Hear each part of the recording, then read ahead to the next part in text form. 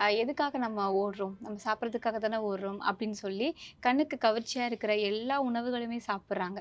Night time கிரேவிங்ஸ்ன்னு சொல்லிட்டு ice cream சாப்பிடுறது, பிரியாணி சாப்பிடுறது, 3 மணிக்கு, 2 மணிக்கு சாப்பிடுறது, இந்த மாதிரி நெறைய டெய்லி ரொட்டீனே அவங்க மாத்தி வச்சிருக்கிறாங்க. இந்த மாதிரி நம்ம சாப்பிடுறதுனால நம்ம குடல்ல வந்து என்ன மாதிரியான மாற்றங்கள் ஏற்படும் சார்? இப்ப நம்ம உடம்பு வாதமா, பித்தமா, கபமான்னு தெரியாம, நம்ம என்ன பண்ணுவோம்னா, கலாச்சார ரீதியா நம்மளோட ஃப்ரெண்ட்ஸு, நம்மளோட லைஃப் ஸ்டைல பொறுத்து, விதவிதமான உணவுக்கு நம்ம பழக ஆரம்பிக்கிறோம். விதவிதமான உணவு சாப்பிடுகின்ற ஒரு வாழ்க்கைக்கு நம்ம போக ஆரம்பிக்கிறோம். அப்ப நமக்கு என்ன ஆகும்? எல்லா விதமான ஜீரண மண்டல நோய்களும் வரும். 2வது இன்றைக்கு உணவு அப்படிங்கிறது சூடாக சாப்பிட வேண்டிய, மென்று சாப்பிட வேண்டிய, சாப்பிடும்போது மொபைல் பார்க்காம, டிவி பார்க்காம, ஏன் ஒருத்தரோட ஒருத்தர் கூட பேசாம சாப்பிட வேண்டிய முக்கியமான தெய்வ அம்சம் பொருந்தியது தான் உணவுங்கிறது.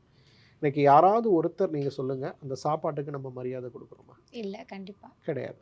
அப்ப என்ன ஆகும்? அப்ப உணவு அமிர்தமாக நம்ம உடம்புல வேலை செய்யறதுக்கு பதிலா, உணவு அங்கேயே விஷமாக ஆரம்பிக்கிறத நம்ம பார்க்கிறோம். நம்மளுடைய காலநிலைய பொறுத்து நம்மளுடைய உணவு முறைகள் மாறணும்.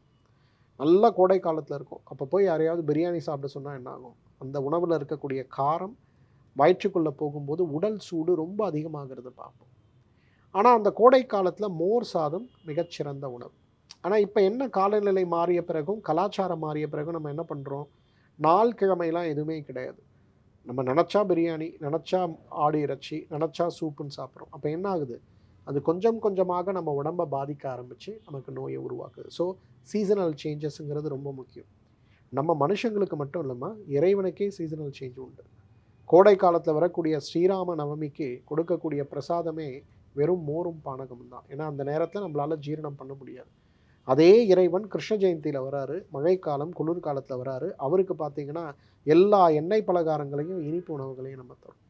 ஸோ இந்த மாரி காலநிலை புரிந்து நம்ம உணவ மாற்றாமல் இருப்பது கூட நமக்கு ஜீரண மண்டல நோய்களுக்கு மிகப்பெரிய ஒரு காரணம். டாக்டர் ஸ்ரீவர்மாஸ் ஆரோக்கியமும் ஆன்மீகமும்.